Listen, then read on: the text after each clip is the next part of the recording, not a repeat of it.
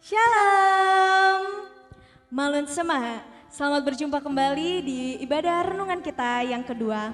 Sebelum kita memasuki ibadah renungan di saat ini, kita bersama-sama menyiapkan hati serta pikiran untuk masuk di dalam renungan. Kita satu dalam doa, kita berdoa.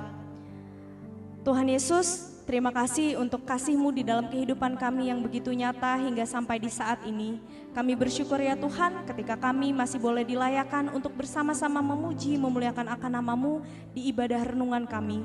Tuhan Yesus yang baik, kiranya Tuhan Engkau yang memimpin menyertai ibadah renungan kami ini dari awal, pertengahan hingga sampai akhirnya. Biarlah ibadah renungan kami pada saat ini boleh berkenan di hadapan hadirat-Mu. Terima kasih Tuhan Yesus Kristus, kami berdoa dan mengucap syukur. Amin.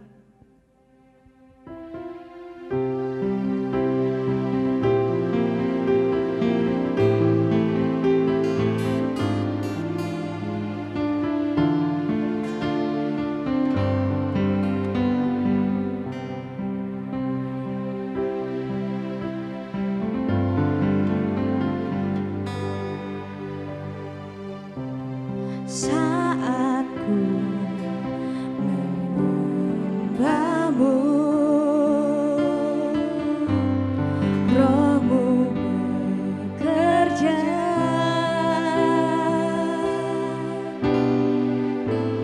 Saat ku memuji-Mu,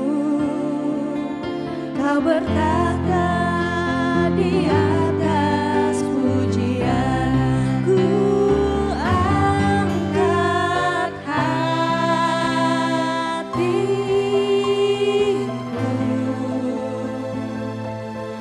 ku pandang kekudusan-Mu. Saat ku sembah, ku puji-Mu, ku rasakan kehadiran-Mu Tuhan.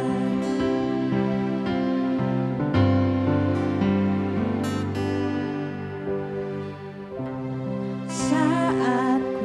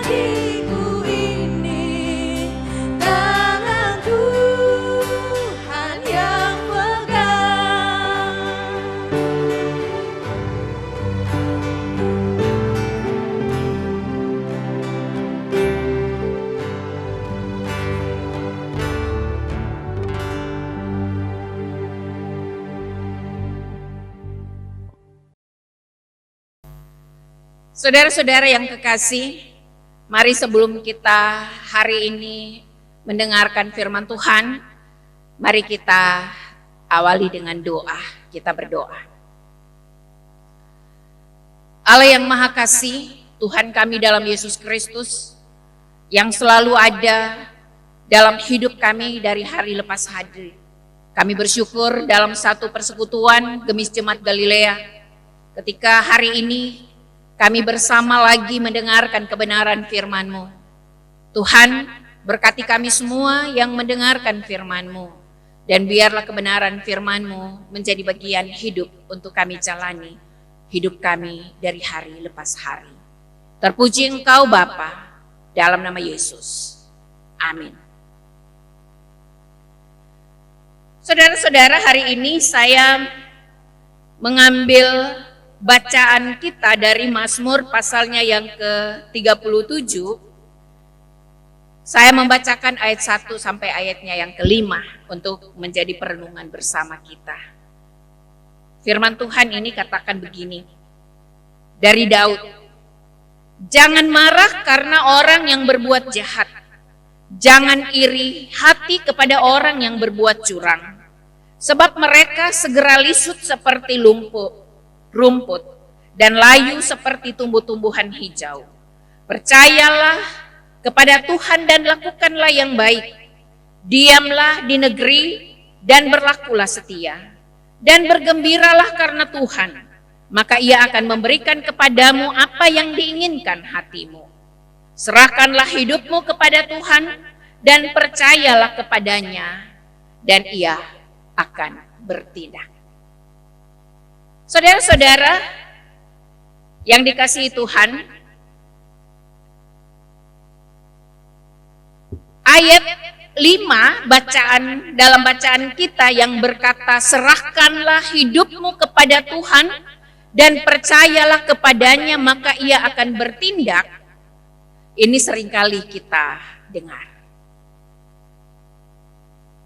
Ungkapan serahkanlah hidupmu kepada Tuhan ini mau menandakan kepada kita bahwa ketika kita terus ada dalam penyerahan diri pada Tuhan, kata selanjutnya katakan, percayalah maka Ia akan bertindak. Dengan penyerahan diri kita kepada Tuhan, penyerahan hati kita kepada Tuhan, maka Tuhan akan bertindak. Apa tindakan Tuhan?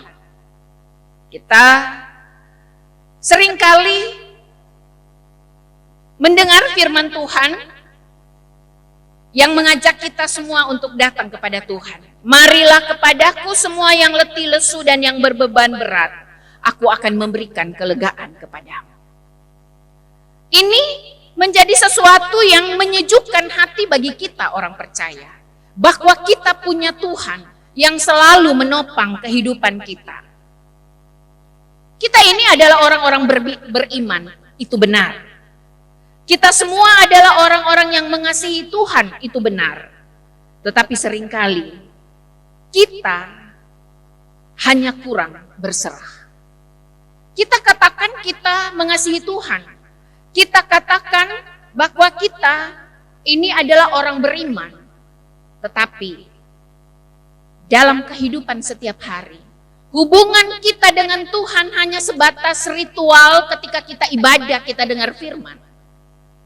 Tetapi dalam hidup setiap hari, kita kurang melakukan itu. Maka doa pun seringkali kita lupakan. Padahal hubungan kita dengan Tuhan, Obed Mehino katakan, hanya sejauh doa dalam lagunya. Ini benar, bahwa hubungan kita dengan Tuhan itu hanya sejauh doa. Bahwa ketika kita berserah di keadaan apapun yang kita alami, bacaan kita katakan, percayalah Ia akan bertindak. Ia akan bertindak sesuai dengan apa yang kita harapkan, sesuai dengan apa yang kita butuhkan. Setidaknya ada 4 hal, saudara, yang bisa saya ambil dari bacaan kita hari ini, yang bisa mengajak kita semua supaya dalam hidup kita setiap hari, ketika kita diajar untuk menyerahkan hidup kepada Tuhan, benar-benar itu kita lakukan. Yang pertama adalah penyerahan yang benar-benar dari hati terdalam kita, membuat Allah itu bertindak dalam hidup kita. Mau katakan bahwa jangan pernah berjalan dengan kekuatan kita sendiri. Ini seringkali ada pada kita. Kita menganggap bahwa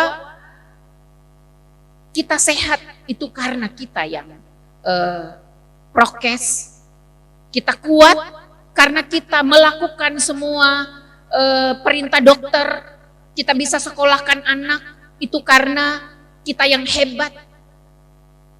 Seringkali kita lupa, Tuhan yang memberikan semuanya itu pada kita. Kita sering menilai itu karena kekuatan kita. Saudara, Allah kita bukanlah Allah yang memaksakan kehendaknya bagi kehidupan kita. Dan kalau kita masih melakukan tindakan di luar kehendak Tuhan, kita pasti mau katakan bahwa hidup kita akan mengalami kehancuran. Karena setiap menghadapi pergumulan saudara, mari terus cari Tuhan. Karena bersama dengan Dia ada ketenangan yang akan Tuhan berikan bagi kita. Seringkali kita melihat bahwa kekristenan itu adalah karena kita yang mencari Tuhan. Kita lupa bahwa Tuhan yang lebih dahulu mengasihi kita. Dia yang lebih dahulu mencari kita. Sehingga ketika Dia mengasihi kita, sepantasnya kita mengasihi Dia. Itu hal yang kedua yang harus kita tahu dalam hidup kita. Bahwa Dia Tuhan sudah ada bersama dengan kita. Dengan kasih-Nya ketika Ia menyerahkan hidupnya untuk menebus dosa kita semua. Dan hal ketiga yang harus kita ingat adalah dengan kita terus memberikan hidup kita dalam penyerahan total kepada Tuhan, maka kita akan diberikan ketenangan dan kekuatan ketika kita menjalani kehidupan kita. Contohnya seperti Daud.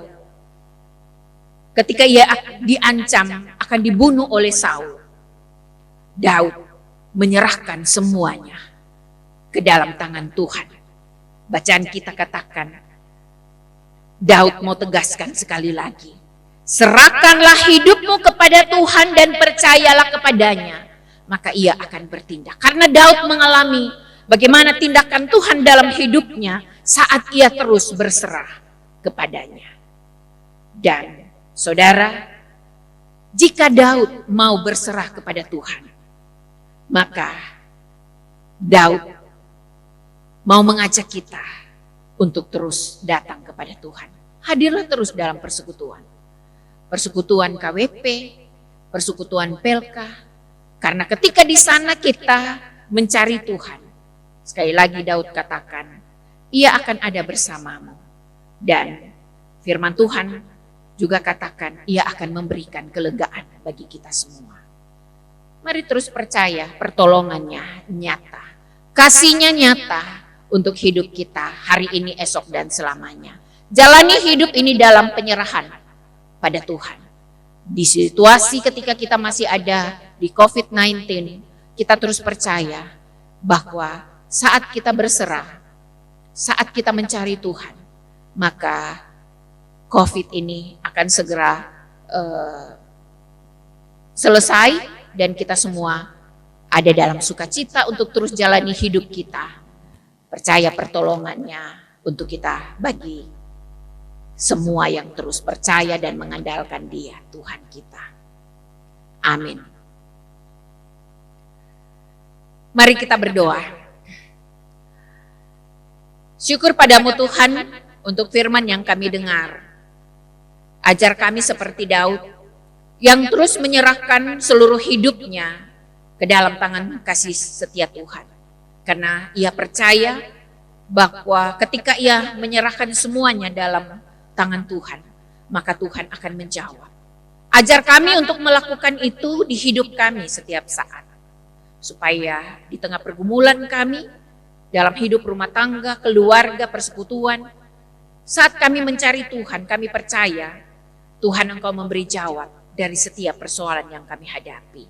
Berkati kami semua dalam persekutuan Gemis Jemaat Galilea ya Bapa, dalam tugas pekerjaan kami, dalam aktivitas kami, dalam hidup di rumah tangga kami masing-masing, hidup anak-anak kami dalam pendidikan, hidup kami semua yang terus berserah kepadamu. Dalam nama Yesus kami berdoa.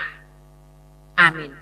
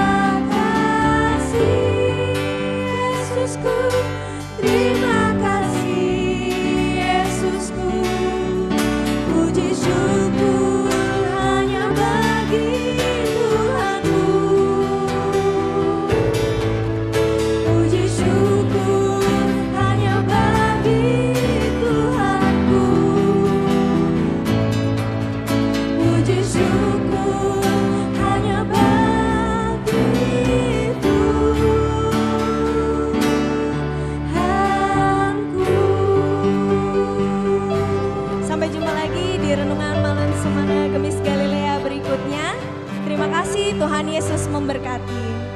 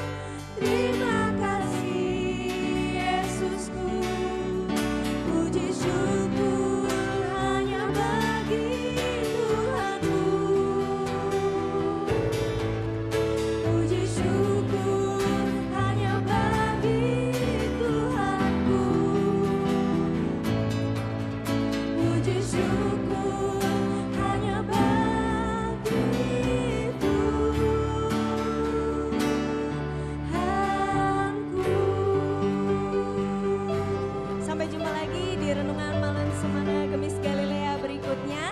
Terima kasih, Tuhan Yesus memberkati.